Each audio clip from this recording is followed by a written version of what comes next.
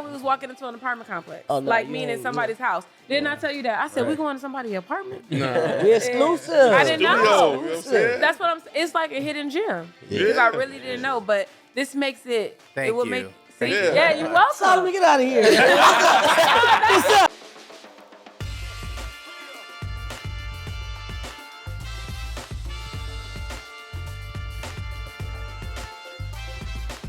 Yo, what's up? What's happening, people? Y'all tuned into another great episode of the D.A.D podcast, man. We got a real good one tuned in for y'all. You know what I'm saying?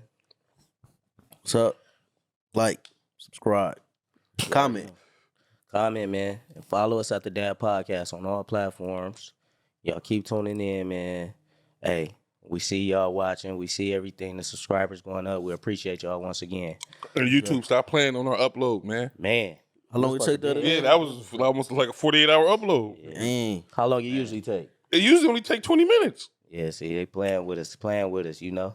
So what's up with my guys, man? I got some great dads in here. Y'all already know, man. What's up with the guys, man? How y'all week been?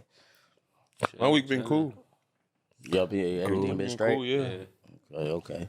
Without furthermore, I'm gonna get right into it though, man. We got a phenomenal woman in the building today. She is the owner of Children Striving Together. What is Children Striving Together? It's a nonprofit organization. She out here catering to the kids, the troubled youth as well. Where she, I'm gonna let her get into all of that. You know what I'm saying? It's crazy. It's crazy. Yo, it's Christy. How you doing, Christy? I'm good. How you guys doing? Yeah, we doing real good. Doing real All good. right. How your week been? How's everything been going? Busy woman. Busy, yes. Moved from Paramount to Chino. Mm. Oh, wow. So that's different. Yeah. And then preparing for all the events, of course. So That's right. it's been busy, but good. I can't wait till October is over.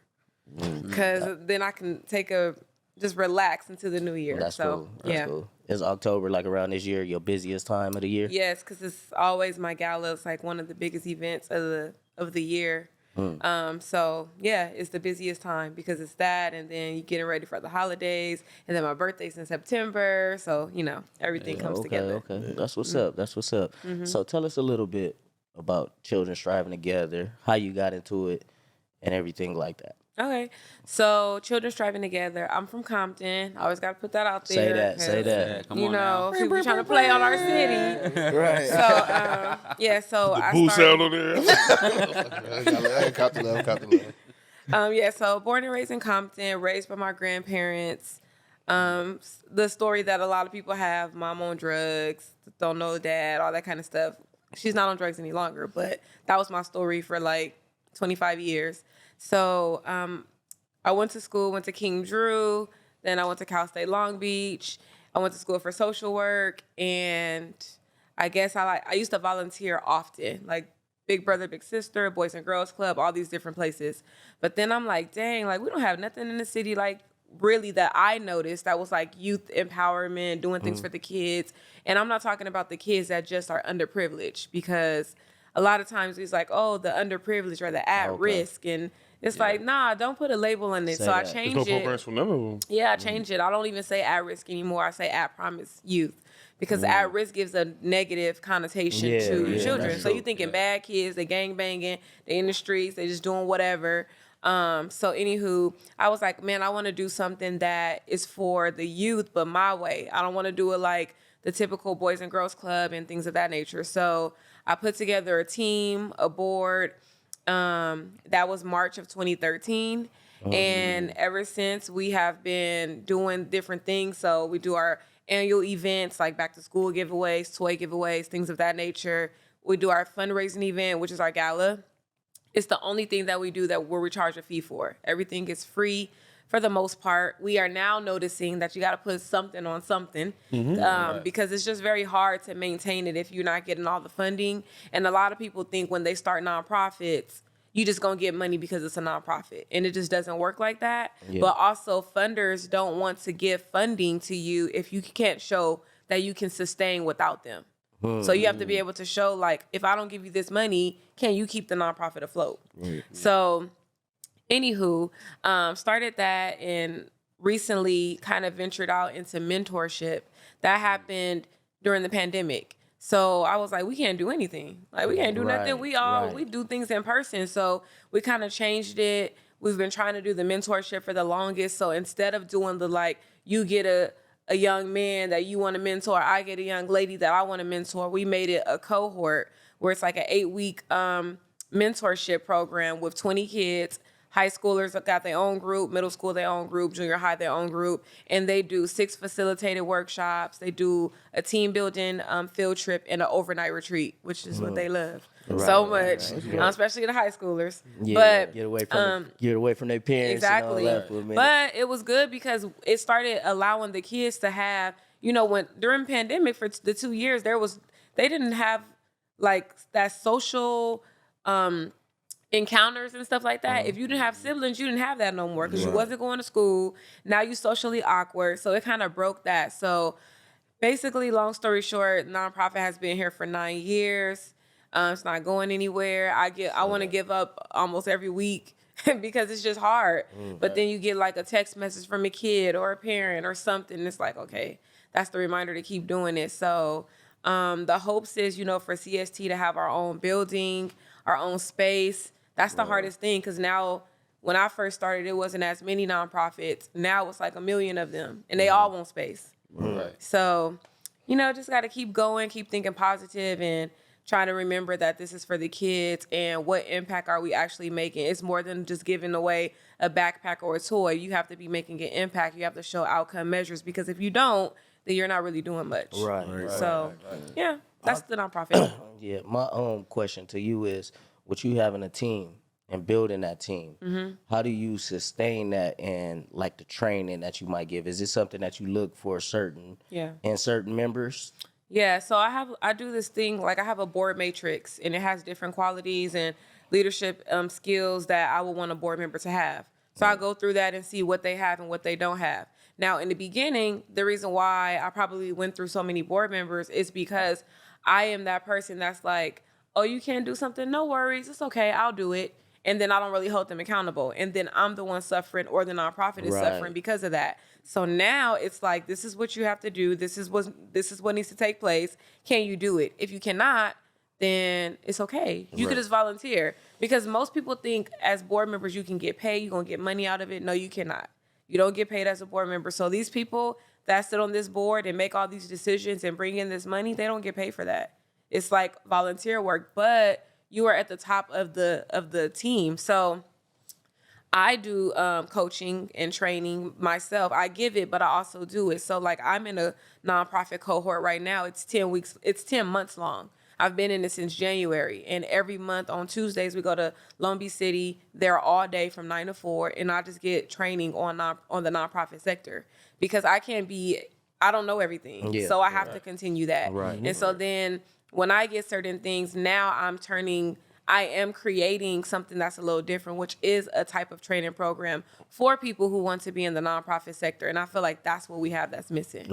Everybody wants to start nonprofits, but the first thing they do is because they got a little donation, they think it's time to make it a nonprofit. Like, oh, this person gave me a bag of clothes. I'm about to start a nonprofit and feeding the homeless and giving clothes to the homeless. But it's way more than that. Way more to it. Way more than that. Okay. So, yeah. Right, because that's what I thought it was too. I ain't gonna lie. No, a lot of people do, and it's okay. Yeah. Because I'm not that hip on the game. I just thought you just I'm a nonprofit. Go to the city, talk to them, give you some money. Yeah. See, I didn't know nothing about podcasts, so I walked up in here. I'm like, dang. Learn something new every day. So, for sure. Yeah. So for the kids, how do you find the youth for the nonprofit? Word of mouth. For sure. Our website, our Instagram, doing events. Can we pull that up? Oh, yeah. Solomon, can we where can the people find you at? Not to cut you So off. the Instagram? Instagram, website. So the Instagram is Children Striving Together, exactly how it sounds. No spaces, nothing, no like dollar signs or nothing inside of it, just Children Striving Together. And the website is childrenstrivingtogether.org. So people can go onto the website, they can fill out a membership application for their children to sign up. You could sign up to be a volunteer. You could sign up to try to be a board member. Whatever it is that you want to do, you can sign up specifically on the website and then Instagram as well. And And then, of course, just going out to events. So we do a lot of vendor events because that's how people get to know who you are, what you're doing. But it's more, you have to actually be there. Like, we don't do a lot of things online. So you're not going to see much of, like, interaction online, meaning, like, Zoom and all of that. I'm just over it. So Yeah. don't want to do the Zoom thing. But we're, like, bringing back our mentor cohort. We do it for 8 weeks. Then we take a month break because we got to, revamp. And then we come back. And then now we're going to start back doing our enrichments. Like we used to do those every Saturday, trying to do things after school. So we're trying to get back into all of that. But we do need volunteers. So if anyone ever wants to volunteer for the nonprofit in whatever sector that may be, you could say, I want to do with the kids, or I just want to do the paperwork, or I want to just do the events only. We have all of that, tutoring, everything. Okay. Yeah. That's cool. So yeah, that's the website. Like I said, you could just go online, and we redid our website. We hired someone to do it. Everybody tried to do it on their own, and we looking crazy. But I always advise people to invest in your brand and what that is going to look like, because you never know who's looking. And even when I go to events, you're not going to see me with a piece of paper talking about I printed out my flyer. Like, I'm going to get my flyers done the right way. They're going to be on the right cardstock. Like, I'm going to have retractable banners. Like, we're going to have all of that. So yeah, all that's important. Yeah, it is. It's very important. Yeah, for sure. Yeah. So us here, by us all being fathers. Yes. Are you a mother? No. No mother. Okay. So we got, I would say, I'm speaking for myself, but I know these dudes too as well. It's like a genuine feeling we have for children. Yeah. And for you to sustain that and you don't have children, what do you think drove you into getting into how did you start? What made you start that? Is it your upbringing? I think it's my upbringing, because I was brought up in church. And not to say that church has anything to do with it, but it's like what was taking place in church. So, like, example, I was in the choir. Don't ask me to sing because I don't know how. But I was in the choir. Baptist church, your granny puts you in everything, whether you could do it or not. Straight up. But I was in church. I was on the usher board. And then as I got a little older, like in high school, I was over the children's ministry. And so I think that was my first liking and take on wanting to deal with the youth. So I was doing children's church. And then when I became an adult, I was still doing children's church. So I thought, because I'm doing all this stuff with kids, I want to work with kids. I'm going to get a daycare. That's what I thought. Definitely not. Hated it. I worked at a daycare at Cal State Long Beach. I probably lasted 2 weeks. I couldn't stand it. I didn't like it. It was boring to me. I did not like anything about it. I would fall asleep in the nap room. Like with the babies. Like, what did you like about it? It was just boring. It was literally boring to me. Now, why? I don't know, because kids are great. Like, I love kids. I love doing things with kids. But something about a daycare center was boring. I don't know if it was because they were younger and they were all over the place. And that could have been like, it's overwhelming. It could have been that. But I just didn't like it. So I stopped. And then I just kept being brought back to working with the youth because, like I said, my volunteer experience. And I think the biggest thing that made me really, really dive in it was there's this place called Aviva. They're located in Hollywood. And they basically take young girls ages 14 to 17, I think, that have done something with the law. They've got in trouble some kind of way. And instead of putting them in juvie, they put them in this program. They have to stay there from 6 months up until, I want to say, 18 months or something like that. But they hardcore girls. Like, I'm talking about rape victims, prostitutes. They've done all of these things. So that was like one of the hardest things to do because they don't know you. Right. They're like, why are you doing this with me and you doing this for free? Why? They would literally just straight ask me, like, Miss Christi, why do you come every Wednesday at 7 o'clock and you don't get paid for this? Because, in our culture, ain't nothing done for free. Yeah, Everything nothing. come with a cost. Yeah, and they know it, especially the in streets real that world, they're exposed anywhere, to. Yeah. nothing's really one-sided. You're right. You No, you're right. No, you're right. There's a point put in that that. on our culture. That's everywhere. Yeah, it's everywhere. You're right. But, yeah, they were just like, wait, what? Why are you here? So, but I really enjoyed it. I'm like, I'm going to show y'all. Like, I'm going to come back every week. And I think because I noticed some changes in some of the girls, I'm like, dang, I could really make an impact on people. And I think that was like the real eye-opener. Because trust me, I'm like, I don't want no problems with y'all. None. I look like one of y'all. I don't want no problems. But I think that's what kept me going. So then when I tell people I'm dealing with the kids, I always say, like, I like to deal with the more troubled children. The children, yeah, you have the kids that have the straight A's and all of that. I love them too. But the ones that actually need it because they think that they so hard and Right. you can't tell them nothing, Right. but you can change them. Right. When you look at that, you're like, oh, I did that. Okay. Yeah, for sure. Yeah, Right. it's Ones like, that need it's to learn to different. mind somebody. Yeah, it's different. So I think that's what really keeps me going because it's a lot out there right That's now. right. That's and people right. don't have mentors like that anymore. Yeah. Like, yeah, you got your mommy, your dad, but I mean, I'm not a parent, but I know what I see. And what I see is a lot of parents trying to be their kids' friends. And that turns into a different type of relationship. Then you can't tell them nothing because you created that in the beginning. Now, I don't know nothing about parenting and all of that, but I know about what kids I encounter with and come in contact with and what they tell me. I don't want to talk to my mama because my mama, she thinks she's my friend, but I just want her to be my mom. But they don't realize that because are they talking like that? Right. I don't know. But yeah. Because most people, it's probably because most parents be wishing their parents was their friends and things like that. I think so. Yeah. Yeah, man. You have to. My mom wasn't You my gotta homie, set and I that bar, appreciate bro. that. Yeah, for sure. Yeah. You gotta set the board and let your kids know. You know, I'm your That's some parent. I ain't strict your parenting. friend. You ain't about to be cursing with me. You ain't about to be none of that. You ain't about to know adult business or nothing. Yeah, Yeah, you remember no. when you were young, like you told you when you was having conversations with your friends, where your mom was or your dad or granny, whatever, they make you go out the room. Yeah. It's grown folks Yeah. talking. Now it don't matter. They sitting right there. You talking about whoever, whatever, and they just right there. Yeah. Like people don't dismiss their kids like that no more. And I'm like, exactly. get out of here. My little sure. cousin, get out of here. What are you doing? So Kids be tied into the politics now. Man, for real. yes. Nuh-uh, you don't know what happened. This one happened. Right. Like, what? Like, yeah, let me stop talking. So, have you ever came across encounters like, say, you be on your way to working and doing what you do, and you might be like, I don't know if this for me. I don't know if this is what I want to do. I don't know. Did you see my rant on Instagram yesterday? Yeah, like really like on some fuck them kids type shit. What No.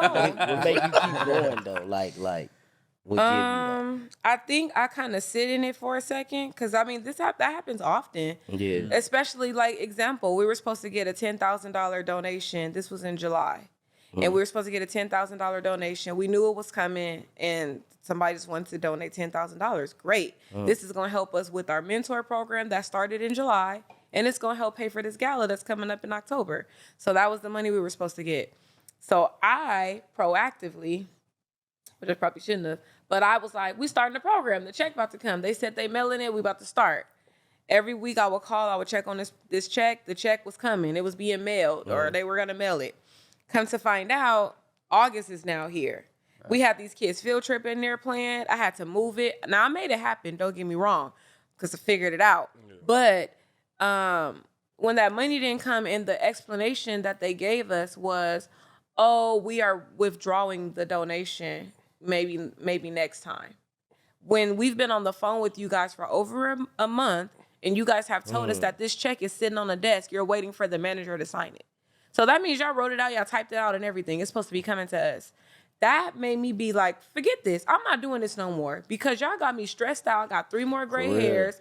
These kids don't deserve this. This is not fair that I have to keep telling them, y'all not going to Knoxbury Farm no more. Y'all not going to do this. You can't do that based off of somebody else. Right. No. Right. So And so the I had kids to. hate being disappointed, and they go. Yeah, they was already They'll disappointed, but put it on you. how I like kind of like tricked them a little bit, like, because we always go on the field trip week 4. That's always a thing. Week 4 is the field trip. They all know this. So it had to be week 7. Like it was the last week, and then the overnight retreat, we didn't have it. It was canceled. Now they don't know why. They don't know why it was canceled. I just told them it was too hot. Cause it was that heat wave. Remember that heat that wave. heat thing that So was you going lied to on? him. No, I'm just- So I omitted. But we were gonna take them to the beach and just not do the overnight retreat. But I was honest with them and told them that it was costly, and they wasn't tripping like that because I mean they were getting ready to go to school. It was Labor Day weekend and stuff like that.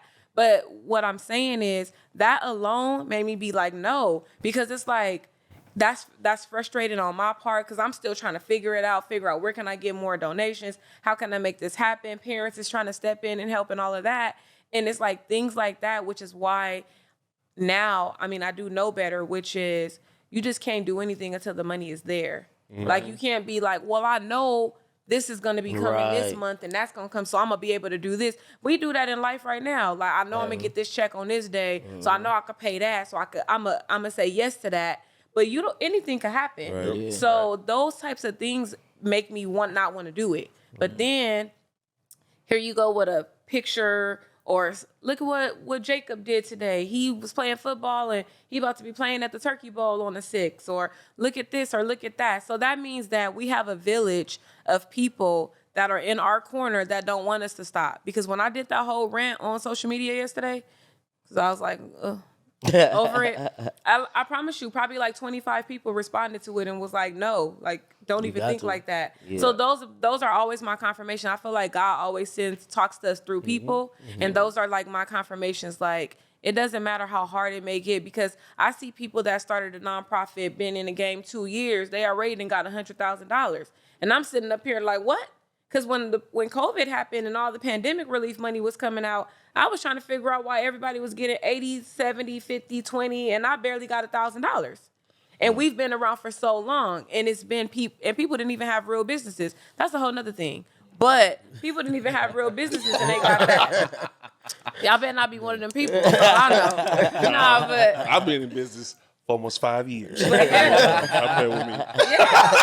I was frustrated. Like, dude, because we really need it and we didn't. So then I thought, you know what, Christy, you cannot get overwhelmed or start tripping off of what somebody else's timing, because your timing is not their timing. Real talk. Yeah. That's So what it's about. you know, In them loan things, it was like, I'm not gonna lie, that motherfucker was preset.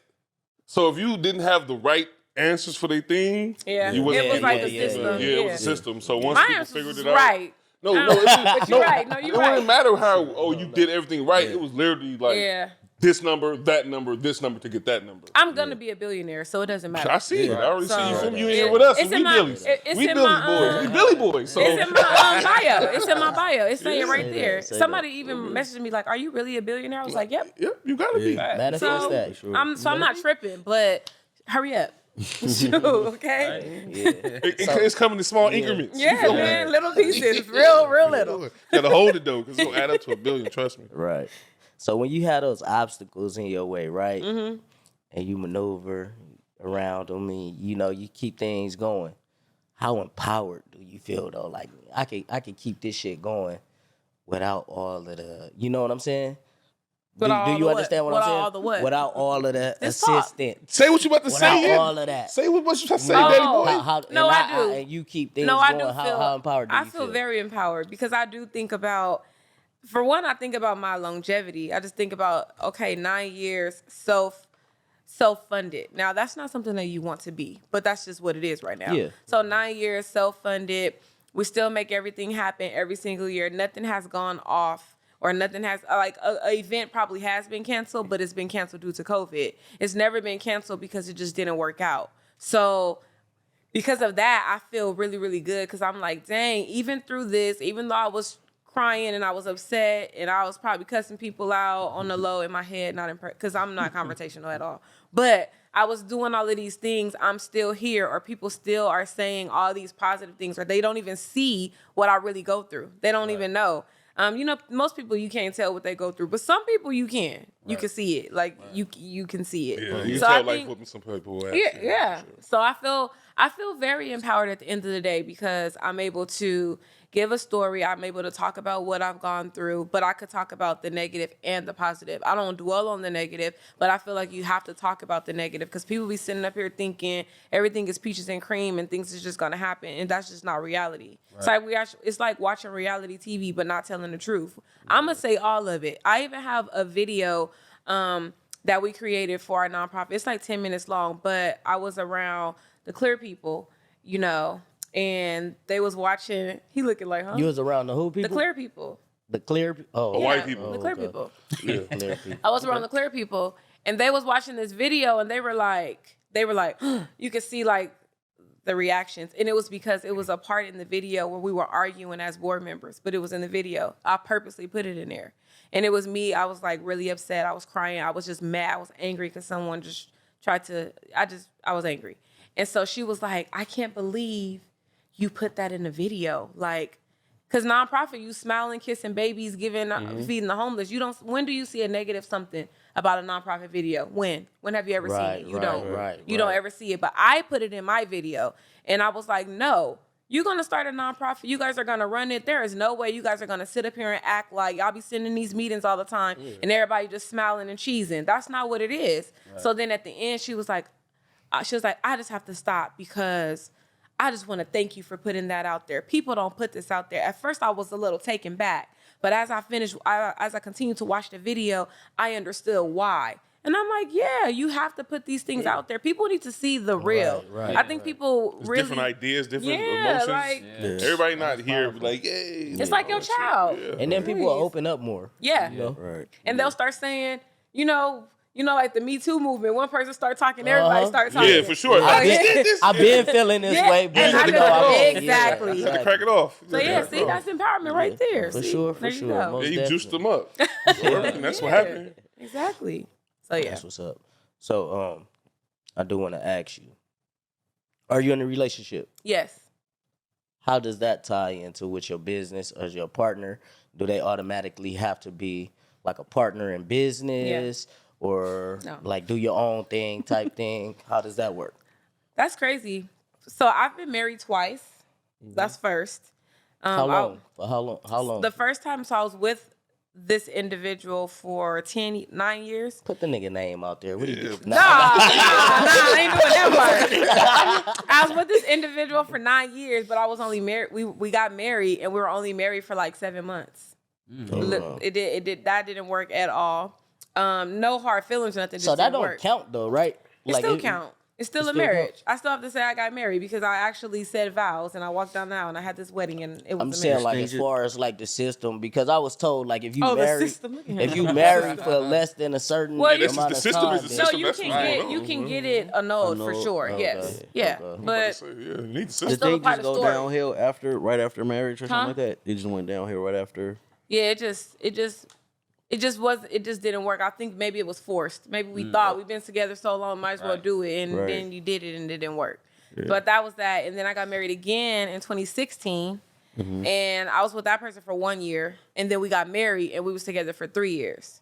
So like right before pandemic, like 2019, that's when that broke off. But about now adding the business part into that, I didn't have the nonprofit with the first marriage or when I was in that relationship at all. I had the nonprofit when I was in the second relationship that went into marriage.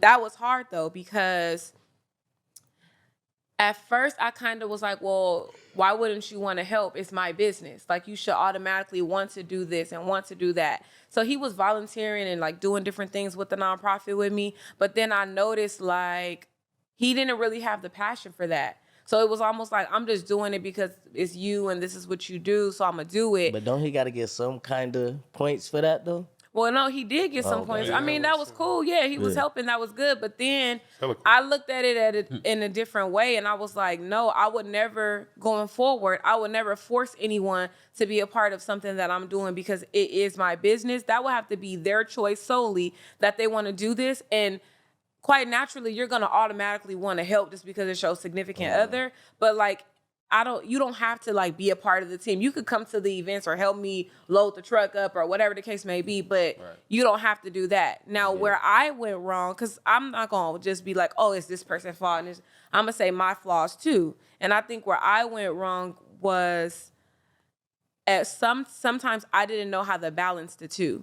I was just like, because I was working a 9 to 5 then. I didn't start this entrepreneurship until 2019 when I got laid off in the same year that I was getting divorced. It was like a bad year. It was a lot going on. It was a whole lot. But I didn't start the entrepreneurship part until then. But I did not know how to like balance the two. Like, okay, I got to do this. I got to do this. And my thing was I was working a 9 to 5 and I had the nonprofit. So I would go to work Monday through Friday, and then I'm doing the events on the weekends. And then I had to go to church because like his parents was pastor and, preacher kid. So it was just a lot. So I think all of that kind of like, it was almost like you got to choose. Like that even was said to me like through someone else. Like on their side of the family. Like, if you have to choose between your nonprofit and your husband, which one would you choose? I would have told him to suck it. Oh, my bad. No, but no. But I'm glad you said what you said, because the fact that question was brought to me made me look at everything differently. Like, why would you even ask that? Don't give me Why would you ask that? First of all, that's not something I should have to make a choice in. No. So wow, fast forward to now.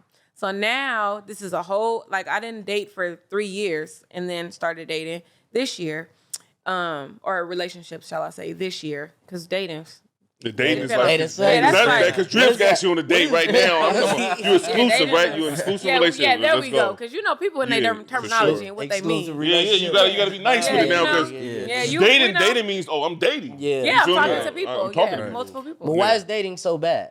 I don't think it's bad. I wouldn't use the word bad. It's just not easy, because you have to set your expectations and what you want out of this, like, from the beginning. You have to. So my thing was, when I'm starting a date, I automatically ask, like, okay, so what are you trying to get out of this? Meaning, like, you trying to just have fun, and it's okay. Whatever your answer is, it's okay, because you don't know what I'm trying to do. Because if he say anything other than I don't know or I'm trying to hit, he lying. Well, yeah, because I feel like you do know. But we don't. We just like you. Most of the time, you cool. We're going to figure it out as we go. See, what if you want to really find somebody for the long run? It'd be like, okay, I'm finding that, but I don't know if that's you. I'm just going to figure it out. No, that's true. But that's what I'm looking for. But I'm talking about... For sure. But some niggas don't be looking for that. No, this is true. This is true. But I'm talking about when you first start talking to somebody, of course, you're not like, so you're going to be my boyfriend or my girlfriend. Like, I didn't hear shit like that. You just started talking. I'm talking about after you realize that this is somebody that you do like. Okay. And I'm not talking about like meaning like, I got to be in a relationship, I want to marry you. Like, I'm talking about this is just somebody that you like. Process, like, you know me now. All that. So now we know that. Okay, so what do you want now? Second day of text. Nah, like, what do you want? But how long does that take to like somebody, though? You know what I'm saying? Like, cause I don't think it takes long to like somebody. I'm a moody ass nigga, so I might. I don't think it takes long to like somebody, but it might take a minute to know you want to be in a relationship with somebody. That may take a minute, but if you tell me, like, I'm just out here, I'm just having fun, I already know what that means. I'm not having fun. I was married 2 times. I don't need to do this no more. So if you want to just have fun, we're going to just be friends. That's it. And then if you want to do something beyond that and I want to do it, then whatever, that's my choice. But for the most part, I already know what I want. And what I want is a relationship. So if you tell me that you don't want a relationship, this not going to go nowhere. See, that's good. Most girls going to play with it like, okay, we can do whatever. Right. Nah, we're not doing that. Because then when we do that and we play with it, whatever you want to say, then that's when we be like later like, man, I don't understand, why he didn't, like, he told you that in the beginning. I think females, I'm female, but I think us women, we feel like we could change somebody's mind. And we can't, you can't do that. That's why people stay. Only men could do that to women. Yeah, you only can, like, no. I thought he was about to say something else. No, I almost cussed. Don't let it out. No. But I think that, men, y'all know what y'all want, what y'all don't want, or whatever. But I think us women will be like, oh no, if I talk to him for a year and I show him that I could cook good and I got my own money and I got this and I got that, then maybe no. If that's not what he wants, that's just not what he wants. That's a whole wasted year though. Yeah, exactly. Hey, the nigga will let you waste it. I'm good. Nigga go right along with it.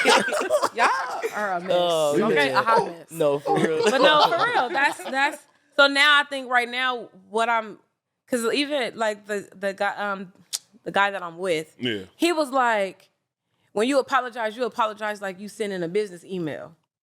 Like that's how do you apologize? I don't remember. I think I was just like, I apologize for something, and he said it came off like I was sending. It didn't come off sincere. I was sincere when I said it though, but I apologized as if I was sending an email to like some colleagues or something. So then I had to start thinking like, well, shoot. Am I really like walking around here because all I'm doing is business? Is that now flowing into my personal life? And now my personal life is looking like you can't tell whether I'm doing business or whether. So I have to just set strict boundaries with myself with clients. Like people, I would allow them to call me whenever. If we talking business, whatever. And I'm not talking about, oh, it's just late nights. I'm talking about whatever. I'll get up, email at 6 a.m. I'm an entrepreneur now. So I help people start their own nonprofits, for-profits, do trademarks, all that stuff. So I don't go and clock in from 9 to 5. So I just do it whenever I want. But now I'm like, nope. Okay, Monday through Thursdays is the days I'm working. Friday through Sunday, I'm not thinking about no work. You're going to have to wait till Monday. Because nothing is that important to where it's nothing is an emergency. I'm not a doctor. Like, you're not about to, you didn't break your arm and you need me to come heal it. Like, I'm doing paperwork. They're closed on weekends anyway. So that was a lot. That was hard, and it was a hard pill to swallow because I'm a Virgo. So, like, I don't like being wrong at all. That's just, I don't like being wrong. I feel like if I'm wrong, like, I don't know. What changes do you make to that though? Do you try to change that whole perception? Because still it sounds like you saying like you still don't like to be wrong. Yeah, I don't. But when you are, what actions do you take or whatever? Are you receptive? Yeah, so one thing I am receptive of is constructive criticism, no matter what. But I don't like to be wrong. Like, I'll take constructive criticism. I might not like it, but that's the only thing that's going to make me better. That's the only thing. So as far as being wrong, no, I don't like it. It's cringy, of course. But when I am, like, now I am like, okay, yeah, you were right, and I don't feel a way about it. Like, before I'd be like, I don't care. I would do everything to avoid saying that I was wrong or you were right or something like that. But now I know, like, it's okay. You're not going to be right every time, Christy. What are you doing? I hate that. But let me tell you, I think the reason why, I don't think that, and people be like, because you a Virgo. Like, no. It don't have nothing to do with my sign. I think the reason why I don't like being wrong and I feel a way is because when I was younger, because I was raised by my grandparents and my aunts, my grandmother and my aunt, they used to compare me to people all the time. Like, oh, your friend did this, or your cousin got straight A's, and I was, don't get me wrong, I had great grades, but they will always compare me to someone else or something wasn't good enough. Like, I would clean a whole house, think I did a great job. You know, you excited, you a kid. Look, mommy, I cleaned the house. And she's like, but it's dust in the corner. Yeah. But it's this, but it's that. And I think that trickled over into my adulthood. And now I'm like, oh, well, now I'm a perfectionist. Nothing is good enough. And I think that is why I don't like being wrong. Because when I was, like, if I'm right, then everything was going good. But if I did something wrong or something went wrong, it was like a disaster. So that's like a therapy type moment. I've heard that my whole life from females around our age. You said you have heard it? Mm-hmm. Yeah. Being compared. And I don't know why. Like, I don't know why. I don't know if they thought if I say this, then maybe you'll do that. But y'all catty as hell. Not even that. Most females is petty. You feel me? Though, but well, the comparison wasn't even from a female. It's from a parent's figure. Yeah, that's what I'm saying. Yeah, like parent's figure. I had to stop that as a father. Real talk. Like, I had to stop that some years ago. Like, not even just on the sense of comparing my kids to other people, but I might have said things, and I had to start catching myself. Like, bro, like, look. This is how this supposed to go. Don't you see this doing like that or whatever? Mm-hmm. But I have to understand, bro. We all are our own person. Yeah. I had to get that quick. Right. You know, I got autistic kids. I don't do that. Comparing kids is out of. You got what? I have my two oldest daughters have autism. Okay. So I'm not doing no comparing. I ain't even in my fucking my thoughts process. Yeah. You feel me? Yeah. That's not healthy though. No, it's definitely not. Oh, man. And they already got to compare it to the guys, you feel me? This is me. You feel me? It's hard shoes to already follow. My name Desmond, you feel me? I'm a Leo. So they my name Virgo signs. Birthday signs. I'm a Leo. It is the best sign. My name Big D.A.D. and I'm a Libra. Oh, you a Libra? Yeah. What that mean? Hold on. We got balance. You know that balance? No, y'all got balance, but y'all sneaky as I don't know what. Look at him. Look. Watch out. Yeah. I forget the fire signs up there. We not sneaky. We just exclusive. Oh, I love Aries. Aries are amazing. Oh, okay. Y'all both Aries? Aries in there. Oh, yeah. Okay. Them niggas over there. You fired up over there, baby. That's my niggas. Got fire signs. That's funny. Yeah, you already know. So with you being, you saying you don't like being wrong. Is it that difficult for you to apologize when you realize you are wrong? It used to be. Yeah. Heck yeah. It'd be like, ugh. Sorry.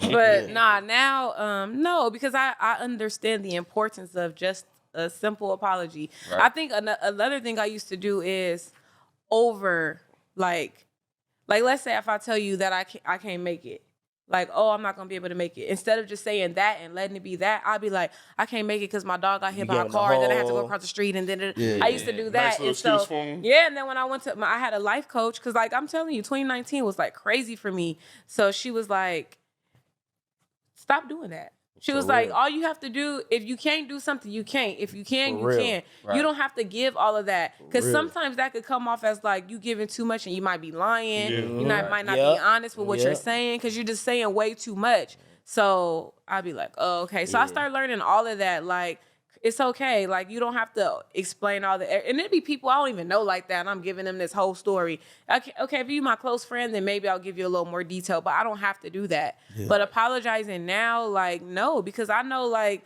if someone does something wrong to me or whatever, all it takes is a simple apology. You don't have to do all the extraness with it and bring all of this stuff to show me your words can mean something if I'm able to, like, vouch for your words. So, yeah. Right.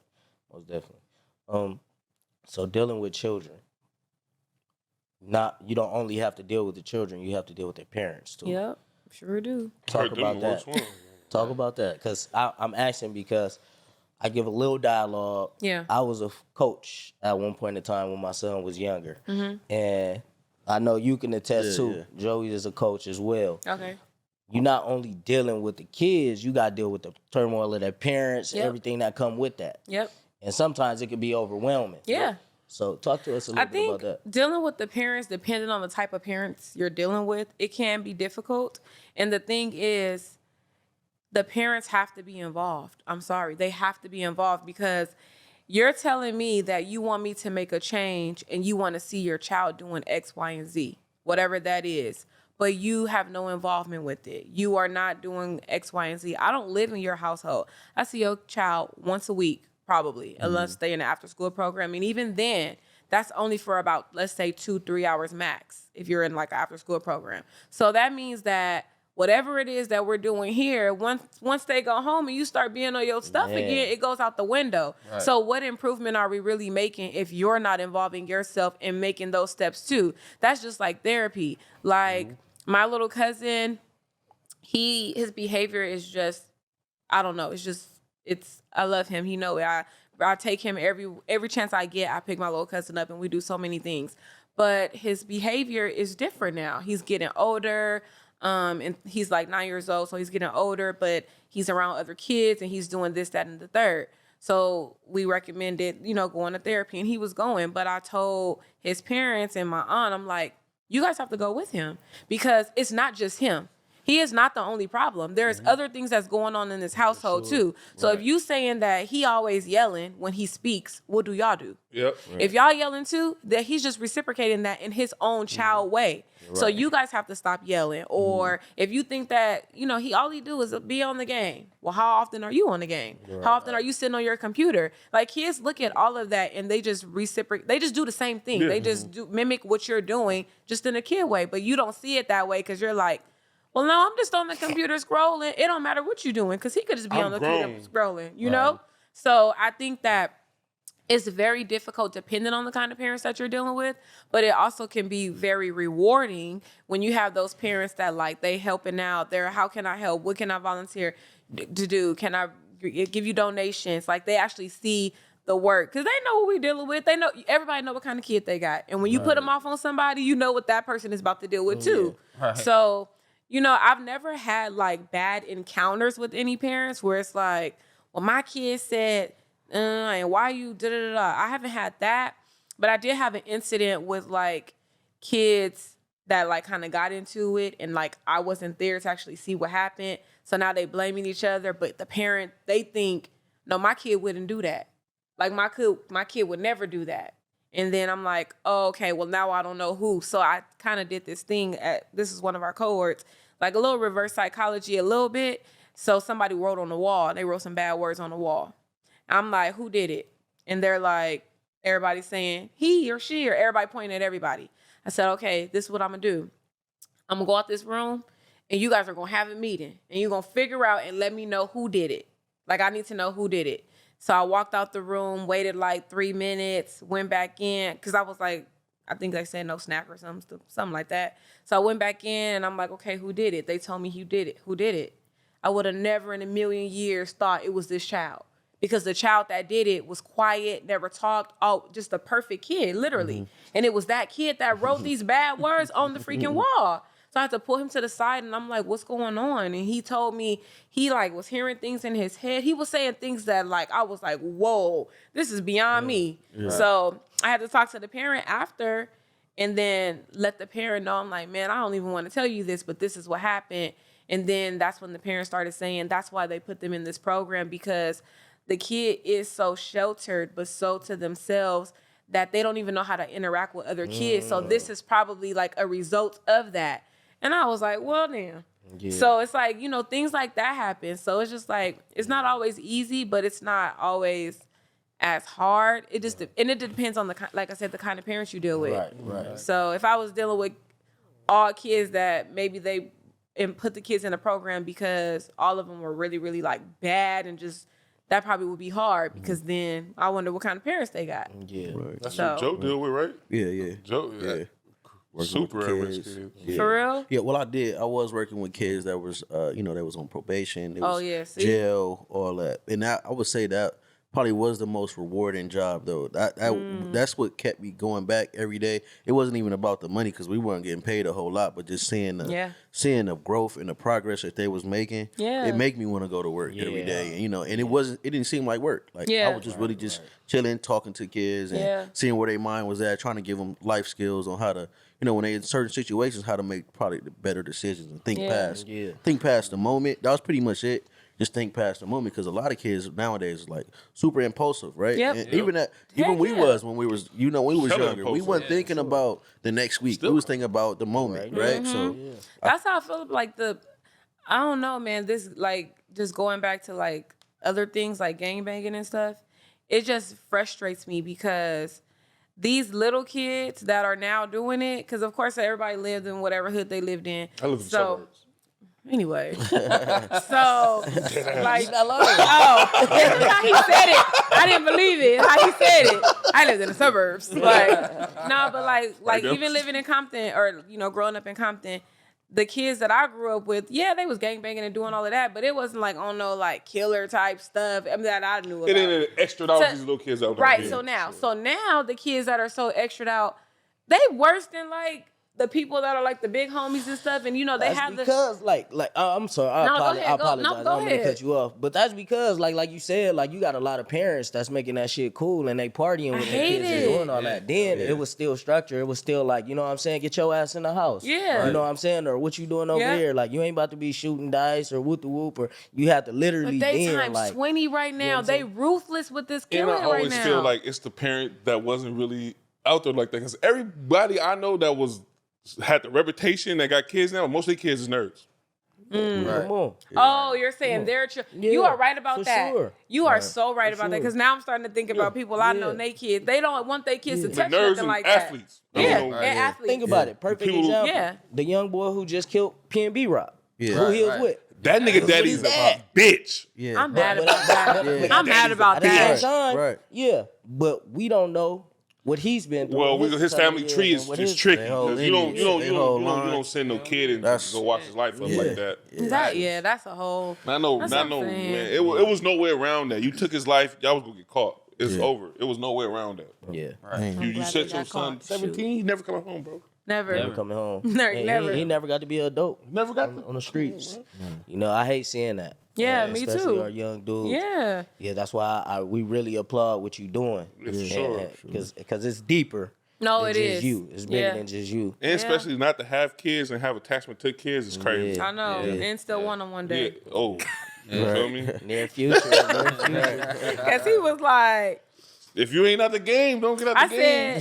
I said, hey, whatever God gonna do, he gonna do. So, if it's meant, and because at first I used to like get a little sad, like, dang, I want some kids. All my friends got kids and stuff. But then I thought about it like, well, maybe that's why he introduced this nonprofit. In the event it don't happen, I have all of these other kids. They're not mine, but whatever. So I'm not. Have you just been waiting, like, it's not the right time to have kids? Just haven't had them. Oh, okay. Yeah. I got 2 for you. Right on off over there. I got you. For sure. But I want to double back real quick. Joe, can you give us an example? Joe was the quiet kid you was talking about. Like, he was? I don't know about the voice in the head, but he was the quiet kid that you wouldn't expect nothing from, but he was bad as hell. Hey, you know what? I got a story about that too. I guess we was at Jordan, right? We was at school. I shouldn't have said this. Well, we was at school, and then so I think we had gotten a fight in the bathroom or something like that, right? And then the principal called all the parents, and she was like, "Yeah, and my mom was like, "Oh, my son wouldn't do that. My son wouldn't do that." And then called all the parents, and then put it on the projector in the auditorium, and just said, "Is that your son?" And they right just there? watching. Right? They just gotta watch the fight. I'm like. How did your mom feel about that? I felt What bad. did I she say? felt What bad. was the conversation in the car? Like? I told her my friends was getting jumped in the bathroom, and I had to help. Is that what happened? Nah.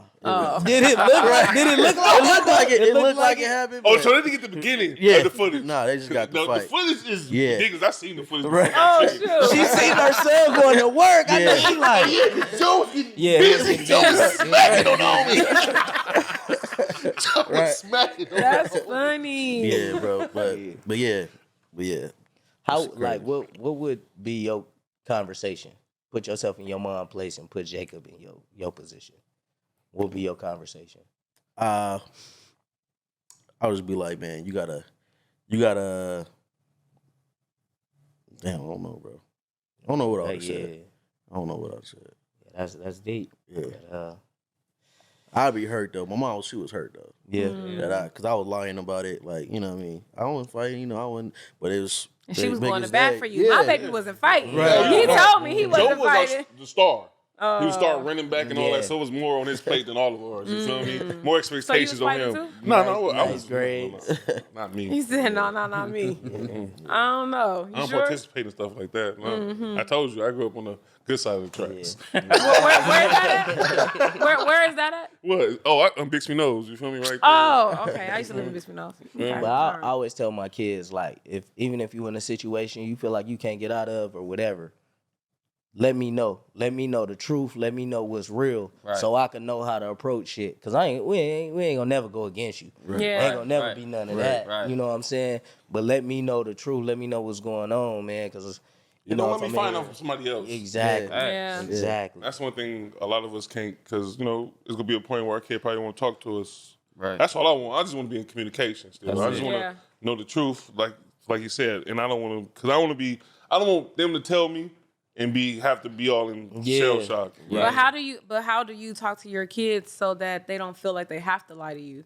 I think kids lie out of fear. Yeah. That's if they feel like they have that relationship with you where, okay, yeah, they're gonna get in trouble, but you're not gonna be all crazy or whatever, then they'll be honest with you. But when you put that fear in them, it's like, I could never tell them this because they gonna blah, blah, blah. Yeah. Yeah, I don't really do. I don't hit my kids or nothing like that. I mean, if they need a whooping, they need a whooping. Right. That's probably why they act that. They probably get ass whooped. But Tighten them up. You gotta tighten them up for sure. But I understand you got all girls. girls, yeah, I don't. Oh, I don't yeah, like all to. I have girls. all. He I'm a girl dad. He a girl dad too as well. Oh. You know, me and my boy right here. We the only one with two boys, boys, but he got yeah. two.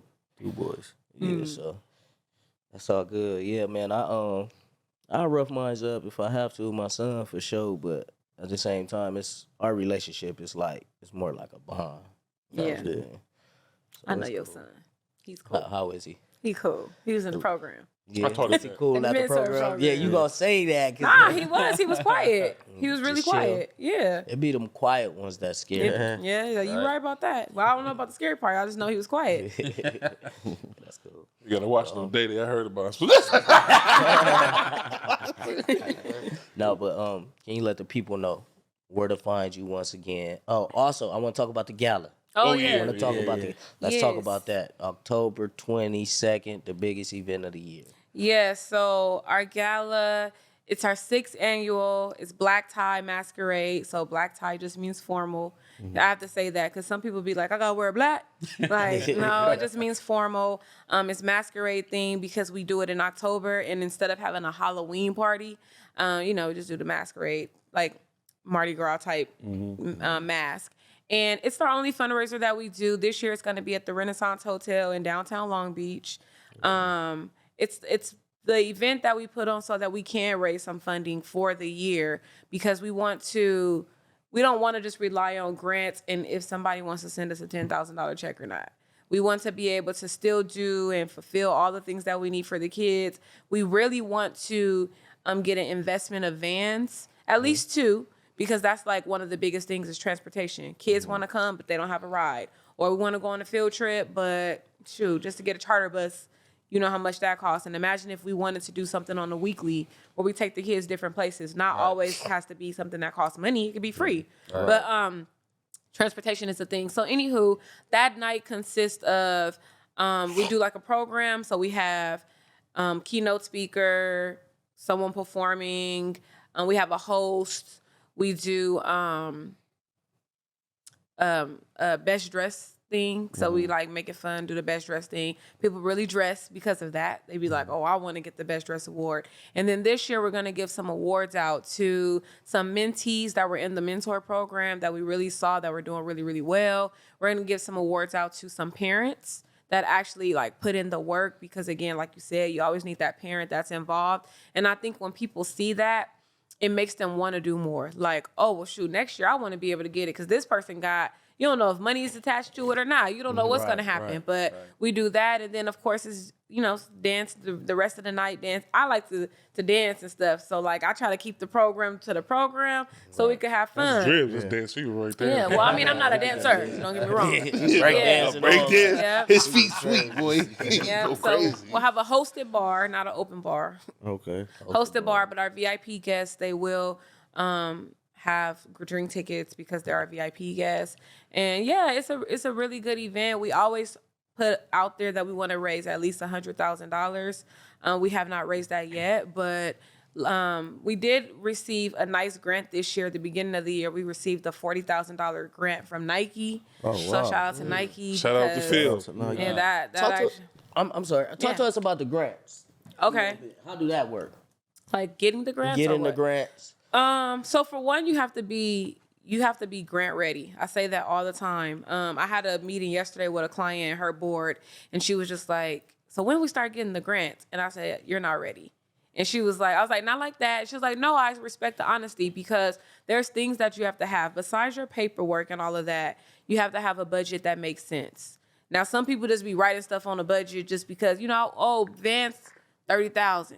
Building 70,000, and that is not even the real number. You have to literally do the numbers as if you were going to pay this tomorrow because it needs to be, what if you ask for too less or you ask for way too much and now you're trying to figure out where to spend the money because in a nonprofit sector, you're not supposed to have a lot of money left over at the end of the year. You're supposed to spend it. That's why you ask for it. But then if you ask for too less, you're not going to be able to do enough because now you don't have enough money. So just making sure all of that stuff is in order, and then you have outcome measures. That's very important. So meaning you are able to measure something. This kid came in, they was making all D's with this program and us doing these processes and these steps. Now they're making B's or whatever. You can see that. So you can see this is why we need the money, because if we can get more money, we can help more kids. And now more kids are getting this. Right. So outcome measures is very important. Knowing your demographic. Some people be like, I want to help everybody. Well, you can't. Because at first I wanted to help. I wanted to do all programming. Every single thing that I could do, I wanted to do it. But no, I couldn't do that. So that's why we started with enrichment programming. That's why we just started mentorship last year, even though we've been talking about it for 9 years. We just started it last year, and now it's working. So all of those different things you need for grants. And then once you are, the last portion of it is storytelling. Because the way these grant makers and these donors are going to give you the money is if you can pull on their heartstrings. Yeah, you got and if your vision aligns with what they're talking about. So I always tell people, wherever you want that money from, go to their website, read about it, look at the key words that they use. Don't try to like put your organization into a grant. Because that's what people will do. Oh, well, shoot, if I just change up this and write that, but now it's not organic and it ain't gonna even sound right because it's not really what you're doing. Right. But find the grant that is for your organization. And once you do that, then things will start coming. You'll start getting the funding. But like the Nike grant, I didn't get that grant because, you know, we just put in this long application. We got the grant based off of our work history. So it wasn't just like, I wouldn't have never thought we would got it, but people are watching us even when we don't know people are watching us. Say that. Right. We got a $10,000 grant from Anthony Anderson in 2015. And it was, I guess you can call it a grant, but it was really like a donation from him. He does this tournament every year in March. I think it's March, out in Palm Desert. And so the mayor at the time, Mayor Asia Brown, love her, she was looking for organizations in Compton that had all of their stuff together. She had many people that she wanted to give this money to, but when you go and look at their paperwork, it's not together. Something is missing. So because of that, we were able to get the $10,000 award, shall I say. We was award recipients. So if you just continue to do the work, even when people are not watching, even when, you know, because I do it no matter what. I don't care who's watching, big, small, I'm going to still make it happen. So those are the things that get you the grants. And if you just have a good sustainability plan, you're going to get the grant at some point. You might write 100 of them and only get one. Right.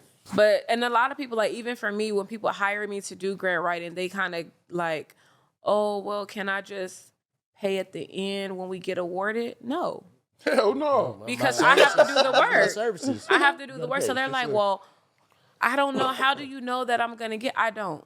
I'm not going to lie to you. I don't know. Nothing is guaranteed. Not one grant is guaranteed because it's thousands and millions of people applying. When I was paying a grant writer for us, we paid this grant writer for 7 months. It was very costly because it was 7 months of grant writing and she was doing like 20, 30 hours a month. We got 0 grants, 7 months. Now, it's like, dang. Yeah, it's like that. But at the same time, like, you just have to keep on. Yeah, for sure. Because it's just so competitive now. But it is a lot of people, like, it's a lot of money out there. It is. It's just hard to get it. You get a lot of no's before you get Yeah, exactly. So, but when you get that, like, I would have rather gotten that $40,000 grant from Nike, a reputable company, than got a little $5,000 grant from Bob Joe. Like, I would. Like, that's what we worked up to. We needed the 40 because the 5 really wasn't going to do much. It would have did something, but not much. The 40 did a lot. Yeah. So, if you stay ready, you ain't got to get ready. Exactly. So, you know, make sure y'all podcast is together. If y'all making this a thing, you already know. Make sure it's all ducks in a row. I will. I'm going to subscribe now because I had to see what it was about first. You know? Sure. No, and most of them, like, I be seeing, like, most of them, most places, like, you can, they be having them in they on their website for like nonprofits, like you can sign up for them. Like to get money from them. Oh yeah. They if they're like a grant making type of. Yeah. I seen it at Chase. You know, it's money for podcasts too out there. Like, yeah. We signed up with all that. Okay, good. Come on, man. I'm just making sure. You know, I be trying to paperwork together. Right. Yeah. I'm trying to win. You know, no, you're gonna win. You can't say China. I like that. You can't say China no more. I am more, gonna win, and you can't say maybe. We gonna win, and you can't say like I think. You can't sound unsure. You gotta sound sure no matter what. You gotta walk into it. Exactly. You gotta walk Manifestation is key. Yes. Okay. For sure, So, man. yeah. So y'all go on and follow Christi. And buy the tickets to the gala. Yeah, how much okay? is I'm about to say tickets? that. How do the we buy the tickets, tickets? childrenstrivingtogether.org. You just scroll to the bottom. You'll see the Black Tie Masquerade event. The tickets are $100 for adults, $75 if you're between the ages of 13 and 18, $55 if you're under 13. And don't think about the dollar amount. Just know the impact that it's gonna make. Because a lot of people be like, $100, you're gonna get fed, you're gonna have a good time. You spend that in one day anyway. Exactly, because I know I do on my own food. So come out, and if you can't make it, you can donate. You can sponsor a ticket for someone that really wants to be there, but they don't have the money to. I'm trying to sell these tickets out. I just said trying to. Look at me. Stop. I'm going to sell these sell tickets out. Yeah. And the last day to purchase the tickets is Thursday, 6 p.m. because we have to give that head count to the Renaissance Hotel. But I expect all This you guys. Thursday coming up? This Thursday is the deadline. Yeah. And when's So the I date expect again? all 4 of you guys to be there. When's the date? I got a hunt done. What's the October date? 22nd. It's Saturday, October I got a hunt 22nd. That's 2 weeks from now. So what, later on, I'm gonna check and I'm gonna see if you 4 bought tickets. All right, my name is Solomon. It don't matter. My name is Joe Blow. No, I'm gonna buy a ticket. I got you. No, for but sure. yeah. For sure. No, For it would be. The and y'all dads will can- be in there. Yeah, get dressed. You know what I'm Yeah. saying?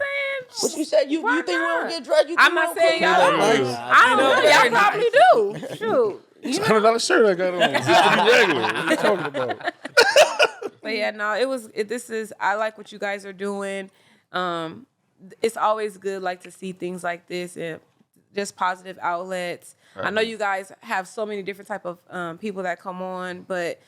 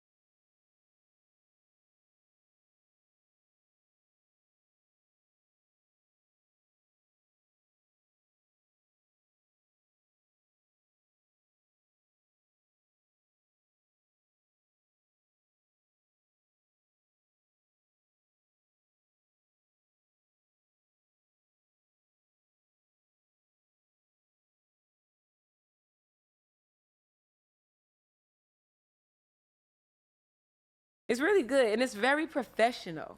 Okay. I thought we was walking into an apartment complex, Oh, no, like you meaning ain't, somebody's house. Didn't I tell you that? I said we're going to somebody's apartment. We exclusive. I didn't know. Studio, you know what I'm saying? That's what I'm. It's like a hidden gem because I really didn't know. But this makes it. Thank it will you. make. See, Yeah. yeah, you're Solomon, welcome. get out of here. What's up, man? Ain't nobody tell you, Papa. We kill you in. I We love kill you in. Y'all doing it the right way. I like this. I got a whole engineer up in here. Yeah, everything. if It took time, though. Yeah, But that's okay. Because y'all look, if y'all I'm need pretty any sure of y'all this have work a done, story of where you was sorry. and where you are now. Right, yeah, for sure. Yeah, so For sure. so don't you don't stop because I was supposed to come on this podcast a long time Man, ago. Biopic will be Culture. crazy. Okay. Yeah. We gotta have you back in here for Yeah. sure, Yeah. man. It's a great interview for real. Probably after the party and shit settle down. Yeah, for sure. Yeah, definitely. Just see who didn't come before we can get in there. Yeah, yeah, you right about that. Hey, it's gonna be roll call. We calling out names this time. You could be like, Solomon. I know that ain't your name. I know that. For sure, man. We up out of here, man. Y'all go on and follow the Dad Podcast, Like, man. subscribe, Yeah, tap in You with already know. Yeah. Follow Christi too as well. Children Striving Together, the CEO. She doing great, phenomenal things. Thank you. Go Thank Cowboys. you. Have a blessed one. Ooh. That's what you just said on the end.